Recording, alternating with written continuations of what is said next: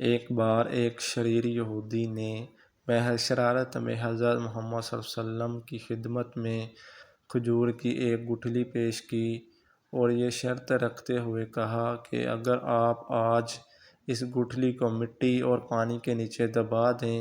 اور کل یہ ایسا تناور کھجور کا درخت بن کر زمین پر لہلانے لگے جس میں پھل یعنی کھجوریں بھی پیدا ہو جائیں تو میں آپ کی تعلیمات پر ایمان لے آؤں گا،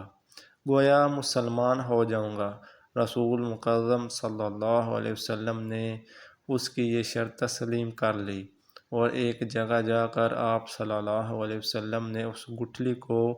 مٹی کے نیچے دبا دیا اور اس پر پانی ڈالا اور اللہ سبحانہ تعالی سے بھی دعا کی اور وہاں سے واپس تشریف لے آئے۔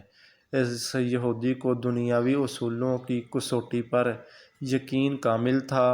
کہ ایک دن میں کسی طرح بھی کھجور کا درخت تیار نہیں ہو سکتا تھا، لیکن رسول مکرم صلی اللہ علیہ وسلم کی ذات اقدس کی روحانیت اور آپ کا اعتماد اس کے دل میں کھٹک اور خدشہ ضرور پیدا کر رہا تھا کہ کہیں کل ایسا ہو ہی نہ جائے کہ کھجور کا درخت اگ جائے اور اسے ایمان لانا پڑ جائے۔ اس نے اپنے اس وسوسے کو دور کرنے کے لیے پھر دنیاوی اصولوں کی مدد لی اور شام کو اس مقام پر جا کر جہاں کھجور کی گٹھلی آقا دو جہاں صلی اللہ علیہ وسلم نے بوئی تھی اس کو وہاں سے نکال لیا اور خوش واپس آ گیا کہ اب کھجور کا نکلنا تو درکنار، کھجور کے درخت کا نکلنا ہی محال ہے، لیکن وہ نہیں جانتا تھا کہ جب معاملہ اللہ سبحانہ وتعالی اور اس کے رسول صلی اللہ علیہ وسلم کے درمیان ہو تو دنیاوی اسباب بے معنی ہو جاتے ہیں۔ اگلے دن آقا دو جہاں صلی اللہ علیہ وسلم اور وہ یہودی مقام مقررہ پر پہنچے تو وہ یہودی یہ دیکھ کر حیران رہ گیا کہ وہاں ایک تناور درخت کھجور کے گچھوں سے لدا کھڑا ہے۔ اس یہودی نے جب اس کی کھجور کو کھایا تو اس میں گٹھلی نہیں تھی، تو اس کے منہ سے